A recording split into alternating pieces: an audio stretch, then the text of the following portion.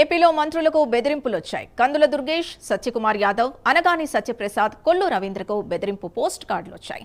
మావోయిస్టుల పేరుతో బెదిరింపు పోస్ట్ కార్డులొచ్చాయి. మంత్రి కందుల దుర్గేష్ కు వచ్చిన లేఖపై సందేహాలొస్తున్నాయి. పోలీసులకు మంత్రి కందుల దుర్గేష్ ఫిర్యాదు చేశారు. లేఖను మావోయిస్టులు రాశారా, ఇంకా వేరే కారణం ఉందా అన్న దానిపై పోలీసులు ఆరా తీస్తున్నారు.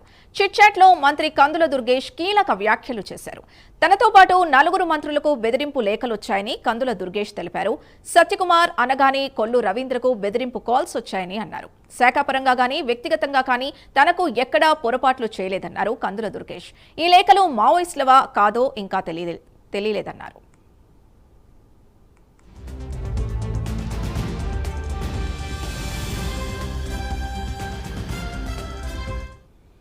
ఇదే అంశానికి సంబంధించి పూర్తి డీటెయిల్స్ మా కరెస్పాండెంట్ శ్రీహరి అందిస్తారు. శ్రీహరి, చెప్పండి.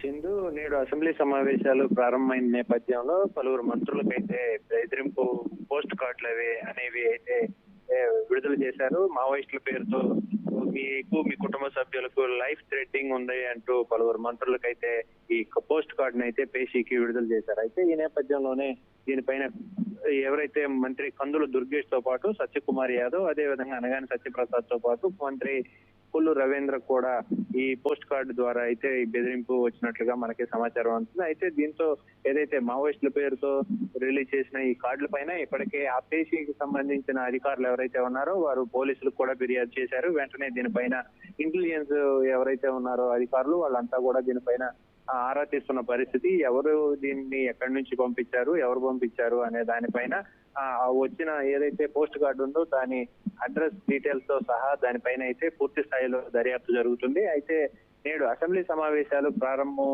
అయిన నేపథ్యంలో ఇలాంటి బెదిరింపులు రావడం ఏంటి అనే దానిపైన ఈ కోణంలో కూడా దర్యాప్తు చేస్తున్నారు. అంటే ఇప్పటికే మంత్రులు ఇందాక ఏదైతే కందుల దుర్గేష్ మాట్లాడుతూ కూడా చిట్-చాట్ లో మీడియాతో పాటు ప్రధానంగా మేము ఎలాంటి తప్పులు మిస్టేక్లు చేయలేదు, మాకు ఇలాంటి వచ్చే అవకాశమే లేదు, ఇదేదో ఫేక్ అని చెప్పానంటూ కూడా ఆయన అయితే ఒక స్పష్టంగా చెప్పడం జరిగింది. అయితే ఈ నేపథ్యంలోనే అసలు ఇది ఎక్కడి నుంచి వచ్చింది, ఎవరు పంపించారు, ఈ కుట్ర వెనక ఎవరున్నారు, అసలు దీనికి గల కారకులు ఎవరు అనే దానిపైన ఈ కోణంలో అయితే దర్యాప్తు జరుపుతున్నారు. ఇన్వెస్టిగేషన్ అయితే జరుగుతుంది. సింధు. Right, thank you Srihari.